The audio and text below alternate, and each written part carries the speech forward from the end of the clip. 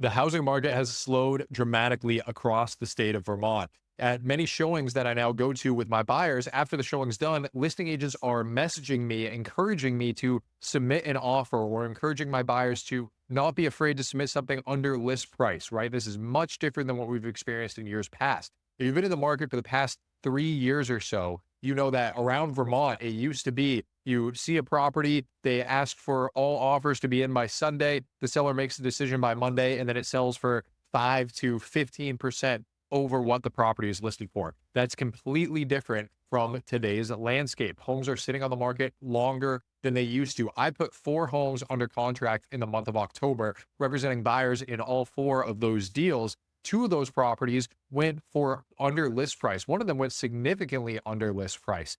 The other 2, one is at list price and the other one did end up selling for over list price. So even though the housing market slowed, it doesn't guarantee that you'll be able to get a property for under list price. But overall, throughout the entire Vermont housing market, there's less buyers out there. Inventory is starting to build up.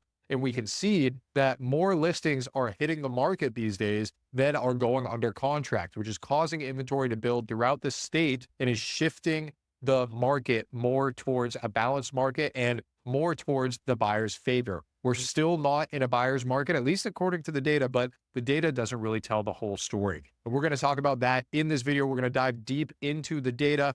Before we get started, I wanted to say, sorry for my absence here. I recently got married. I have a ring on my finger now. But I'm back making content, helping you, whether you're here in Vermont, specifically with this video, or anywhere across the country. So my name is Liam O'Reilly. I'm a realtor with Jerry Riley Real Estate. If you have any real estate needs, specifically here in Vermont, I would love to help you. All of my contact information is in the description, and reach out to me directly. So let's get into the stats here. Now, the first thing that I wanted to take a look at where we are is this is the back end of MLS, and we're taking a look at some condos right now. The reason why I wanted to take a look at these condos is because things are shifting drastically, specifically in this condo market. This one right here, 110 Valade Street, you can see that in May of 2024, it was listed for 300,000, and in July, it ended up selling for 315. Now, this was actually my listing. We had multiple offers on this property, and we were lucky enough to sell for over list price for a great price of 315.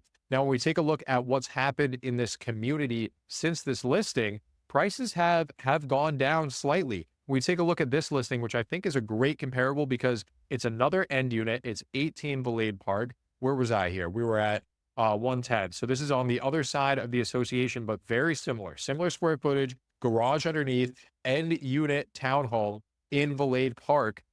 They were listed at 292,000 with 32 days on market. So they couldn't find a buyer for a month, even though they were 25 grand under list price. And I don't know what this is going to end up selling for. It's under contract now. There's a chance that it even sells for less than this 292 number. We'll have to check back in after this property closes. But I think this illustrates the change in the housing market, right? If we go back to 110 Blade, pretty much an identical unit, right? It's on the other side of this cluster of townhomes, but overall, similar square footage. You have the garage underneath, end unit condo in the exact same neighborhood that sold for at least, 25 grand over where they're listed at now. So things that's, you're looking at almost a 20%, or excuse me, almost a 10% decline in this condo neighborhood specifically. Now, what I've noticed is that condos seem to have slowed more than single family homes, but overall the market in general is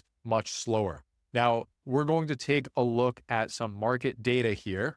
When we take a look at the entire state of Vermont, we see here, we're taking a look at the median sales price across Vermont. We see this pretty significant dip here, although it's not something that I pay too much attention to because these monthly numbers vary so drastically. And we can see that we had a seasonal dip coming into last September as well. Of course, this is backward looking data. I'm recording this on October 30th. So the month of October is not completed yet.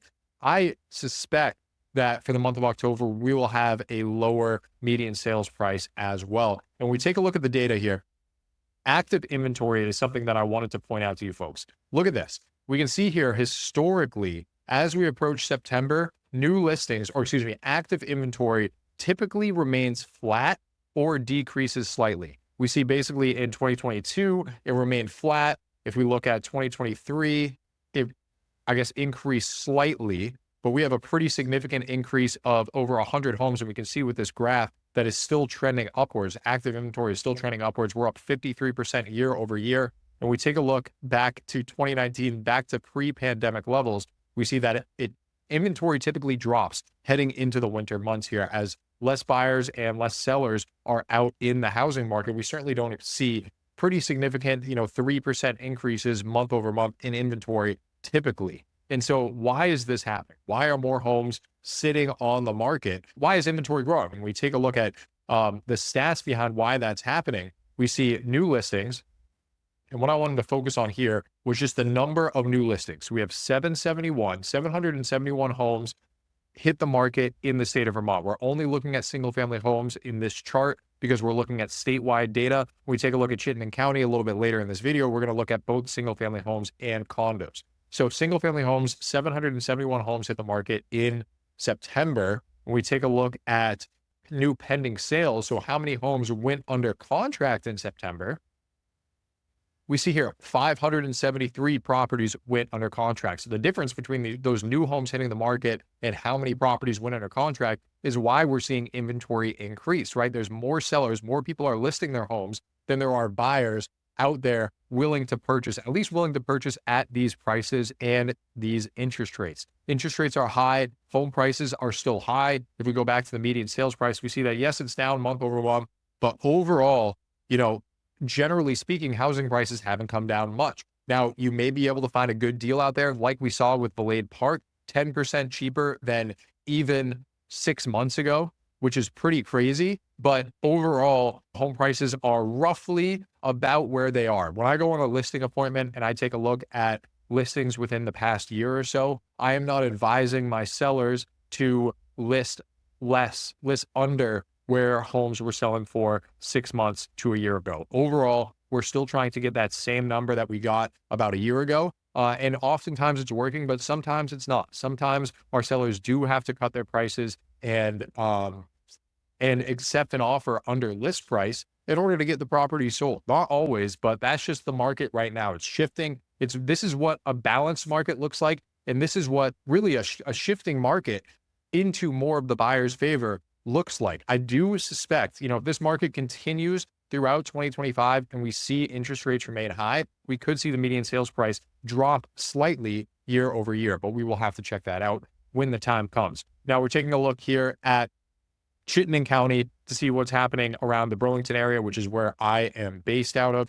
We see here that Chittenden County median sales price, $500,000, so significantly above the rest of the state, but still down month over month. Again, this month over month data isn't something that I put too much weight into, but what I will say is when we take a look here, this big drop that occurred last year, that occurred at the start of the year. These sales that took place in January and February when the median sales price dipped, those properties went under contract in December and January because it takes about 30 to 60 days to close on a property. So the median sales price here, the reason why, or when it's dropping, a lot of the properties that closed in September, well, they went under contract in July. They went under contract in August. Not many of them went under contract in the month of December. So it'll be interesting to see what happens as we move forward throughout these months and what October shows, but really what November and December shows. I don't think these dips in median sales price indicate a long-term trend that home prices are crashing. But that being said,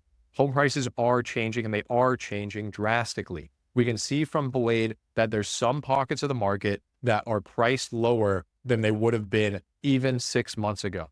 And so the market is shifting to a buyer's market. And the reason why this is happening is because buyers simply can't afford to purchase these properties. There's not enough buyers out there who can afford to buy a $500,000 single family home or condo at these interest rates, which is why sellers are cutting their costs to attract buyers who can purchase these properties. Now, when we take a look here, inventory is also growing in Chittenden County. We see a similar story. Look at this big spike in September. Again, seasonally, this is not typically what happens around September. Usually, inventory starts to decrease as we move into the fall, but now we're seeing inventory increase as some sellers struggle to sell their properties, right? There's not many buyers out there. Things are expensive, and that's what's causing this shift in the housing market. If you've watched my videos in the past, you know this is a little bit different than what I've previously said. I previously had talked about how I don't think home prices are going down across the state, and I don't think we're going to see a big crash, but I will say in certain pockets, home prices have already come down, just like with Valade Street. Now, if interest rates drop again, which they very well could, I'm going to dive deeper into why interest rates have increased in some upcoming videos on my channel. So feel free to check those out if you're interested. But if interest rates fall from where they sit at about 6.5% today. If they drop down to the 5.5%, then I think we're going to see more buyers come back into the market, especially if prices are a little bit lower than they were 6 months ago. We'll see more buyers come back into the market, which will support prices where they are now. Of course, it's impossible to know exactly what will happen. I thought interest rates would be on a steady decline at this point, and that's not what we saw. We saw interest rates dip down to about 5.75% for the best interest rate. Now it's up at 6.5%. So continue to watch this channel. I will continue to keep you updated with what I am seeing in the Vermont housing market. There are still people out there buying and selling properties right now. So it's not like the housing market is dead. These past 6 months have been much busier for me as a realtor, meaning more people are contacting me to buy and sell properties than the first 6 months of the year. Even though the market is shifting into more of a balanced market and maybe eventually a buyer's market, there are still people out there who are buying and selling properties. Thank you so much for watching. Leave me a comment. Let me know what you think about this video, and I'll see you in the next one.